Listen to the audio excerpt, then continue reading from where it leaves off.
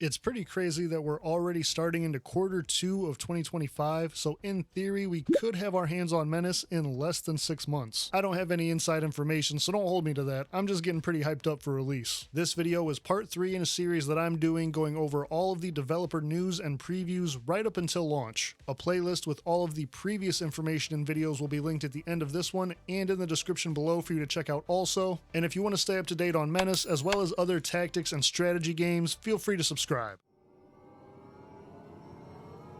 One thing that the developers have said multiple times is that the focus in Menace will not always be to just eliminate all the enemies. They want to provide a wide variety of objectives, most of which will not require you to clear the battlefield. Each mission will be played out on a procedurally generated map, and should you succeed, you'll be rated on things like how many units you lost, how long it took you, optional objectives completed, and other factors. This is also how you'll loot new items and acquire promotion points to improve squad leaders. Missions are not one-off battles though, and will always be chained together to form the larger operations. Details on the operations will be broken down later in a different developer blog. So let's take a look at some of the individual mission types that will be available, but keep in mind this isn't a complete list. More will be added in before launch and during early access. First, we have your classic capture missions. Strike forces will enter a contested area and try to take control of an important asset, supplies, infrastructure, factories, etc. Opposing forces will deploy at the opposite side of the map, and speed becomes a very important factor.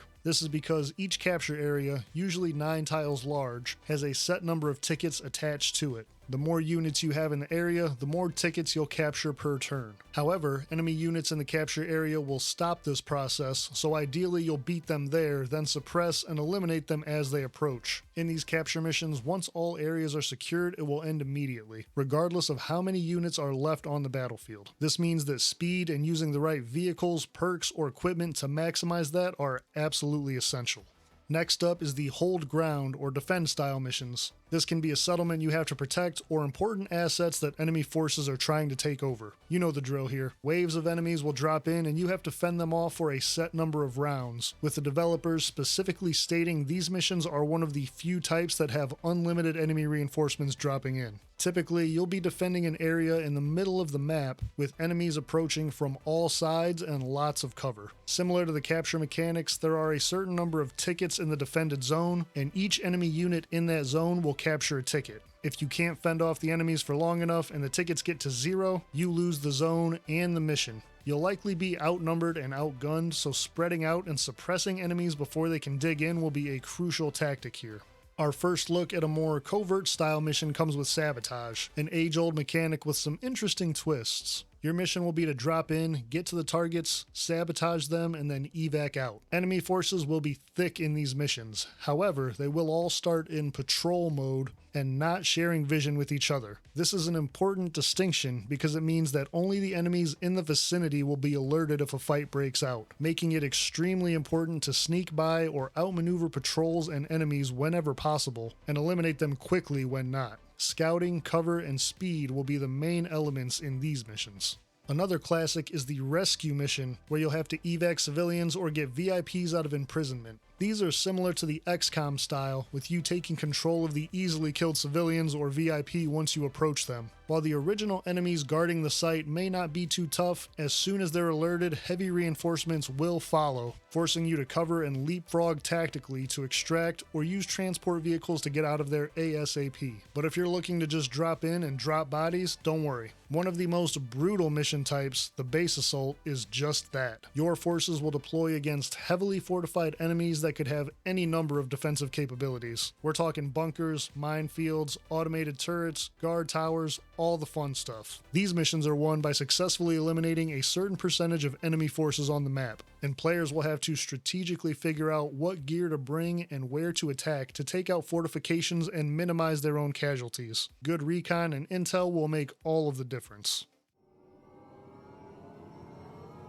The next dev diary is a little bit shorter and talks about discipline and morale systems in Menace. The idea behind these systems is that generally in real life, one of two possibilities happen in any armed conflict. Either one side is wiped out and can't continue to fight, or one side loses the will to fight completely and eventually retreats from the battle. The developers looked at statistics and casualty rates, and in reality, it's pretty uncommon that battles end with all enemies dead. This is another key reason they wanted to make it so missions are not generally balanced and focused around simply having to eliminate all of the opposition. And that's where discipline comes in, a key character stat that every unit in Menace will have. Far from a simple number though, the discipline stat is derived from a combination of things. First, a unit's professionalism and training, as a well-trained professional will hold their ground longer and react less to attacks than an untrained everyman. Think of this in terms of random space pirates compared to trained military officers. Second, a unit's motivation, which is more about the circumstances, situations, and why they're fighting. And lastly, a unit's audacity, a term used in military circles when evaluating effectiveness of small combat groups. This takes into account the squad leader's ability to make decisions, take risks, and seize opportunities in battle. In Menace, the discipline stat will range from 1 to 100, with most of the Marine squad leaders starting out around 60 or 70. Discipline ties directly into suppression, a mechanic that's covered more in depth in my last video going over these updates. A very simplified explanation is that for each attack, the discipline stat will reduce suppression by that percentage. For example, a unit with 70 discipline will take 30 suppression per 100 damage, but a unit with 60 discipline would take 40. However, equipment, game effects, and abilities will all have to get factored into this equation as well. Morale, on the other hand, is a measurement of a unit's will to even continue fighting. As morale drops, units may not be able to act, and they might even retreat completely when it gets low enough. In Menace, there are 3 distinct states that a unit's morale can be in. Number 1, unaffected. They're good. Number 2, wavering. The unit is losing faith in its leader, hesitant to act, and takes an accuracy and action point penalty of 20%. A unit that is wavering will also be staggered, meaning they will always act last each turn that they're under that effect. Number 3 is just full-blown retreat, where units will no longer be able to be controlled and will only try to save themselves. There's also a possibility for them to just completely disband if they've taken too much health damage. These stages are evenly divided and will happen at every 33% of max morale lost. One very important detail there is max, as morale is adjusted with a unit's hit point total. For example, a unit with only 50% of its initial health will also have its max morale adjusted to 50%. Some of the factors in game that will affect morale are taking damage, nearby units fleeing, gruesome weapons like flamethrowers, or failing objectives.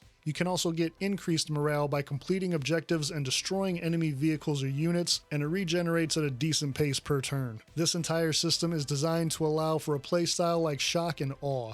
Destroying enemies quickly will cause massive routs and morale drops. On the other hand, you can also whittle enemies down to lower their max morale, then hit them hard to force a retreat or disband completely. The entry is wrapped up with a little bit of a teaser. Some enemies won't be affected by morale at all and will require completely new tactics to defeat. Dev Diary 14 is all about something that I really like to see in games: the lighting and weather effects on gameplay and combat. In Menace, fighting at night can make a big difference for untrained troops, blazing heat can strain your soldiers, and fog impacts visibility. This is a mostly visual entry where they talk about different biomes and weather effects. Again, this is not a full list, but instead a preview, with more being added to the game as development progresses. The developers start with explaining the different times of day. Each biome will have night, dawn, dusk, and regular daylight. The chance of fighting in these different conditions will vary, but generally daylight will be the most common. What's really cool here is that the lighting is very specific to each time of day, all the way to shadow lengths and the color of the lighting. Dawn and daylight will have 2 standard modifiers, being overcast or clear. This adds to visual variety and helps keep things from looking the same all the time. Overcast lighting is also used for some of the other weather effects. Nighttime is where it really gets interesting though. Maps will be very dark, but units will have a soft light underneath them to make it easier to see their positions, and vehicles will have headlights on. Most importantly though,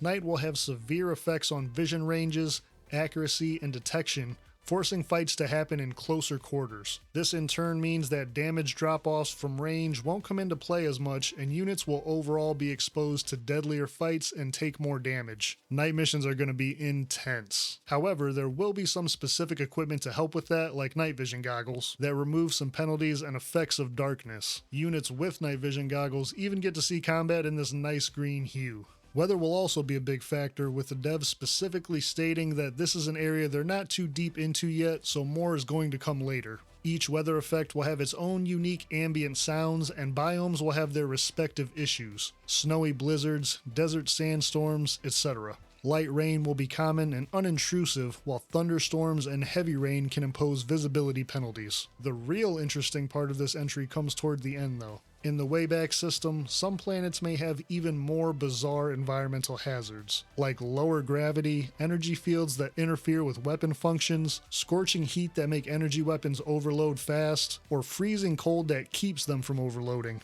Each biome, planet, and mission will have a ton of different effects and lighting to keep it from feeling same, and I am all for it. In the previous video, I went over a devlog covering the space pirate enemy factions, and in this one, we get to see another enemy faction called the Rogue Army, which isn't necessarily a specific faction in and of itself, but is kind of a blanket term for all kinds of human forces in the Wayback System that have their own agendas or oppose the rule of the established factions. And examples of this would be like a renegade general who has his own battalion trying to gain control of valuable industrial assets, or it could just be an overly aggressive colony using its forces to attack their neighbors, giving you the option to defend them. The main difference between these enemies and the space pirates is that they will have a more disciplined and military structure. So let's get into the units, tactics, and equipment. The backbone of any Rogue Army force is its cannon fodder infantry with no real specialized equipment or training. These waves are backed by raw firepower and long-range support with a theme of quantity over quality. Most of their equipment is simple and slow, and units will depend heavily on supporting each other in combat. This makes isolating individual units a valuable strategy, as well as finding ways to mitigate their long-range artillery and support with things like airstrikes. In addition, the developers do note that we, the players, will also be able to employ most of the Rogue Army vehicles and weapons as well.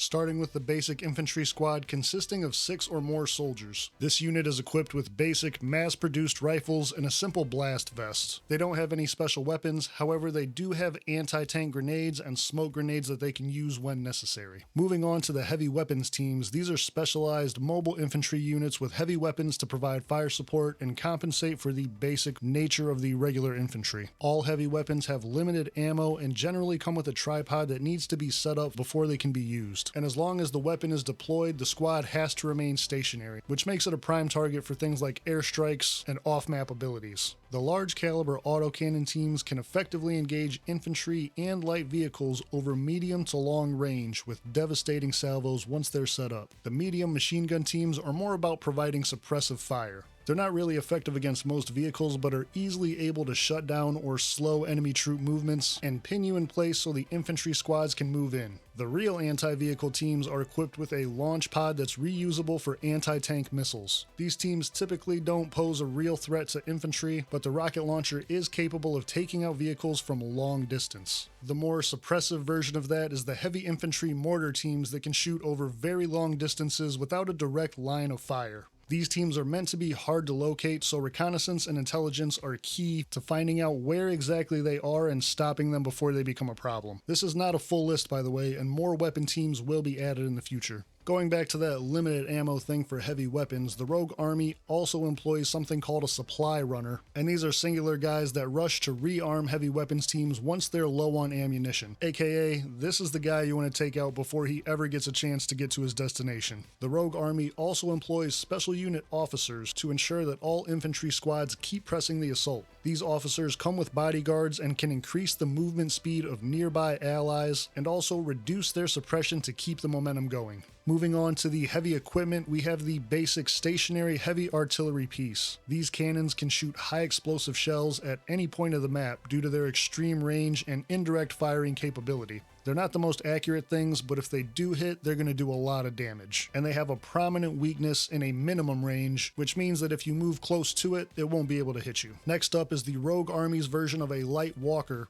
that can carry a variety of weapons. This particular version in the screenshot is armed with a multi-barreled auto laser that fires energy beams in quick succession. It's not very accurate, but it is effective against infantry and most light vehicles. Then of course we have the heavy tanks. Slow and exceptionally well armored, also referred to to as an assault howitzer. These tanks are mainly designed to support infantry attacks, with its role being to suppress or destroy enemy strong points and buildings over short ranges. The main cannon's firing arc is a frontal 45-degree angle, which can be used against it by highly maneuverable units. However, it does also come equipped with a medium machine gun turret that can shoot in 360 degrees to defend against enemy infantry. And that wraps up this preview video for Menace. Let me know in the comments what you guys are looking forward to most, or what your favorite reveal is so far. And if you missed the other two videos that go over things like the Space Pirate faction and the combat breakdown, all you gotta do is click through to the video that's on screen now.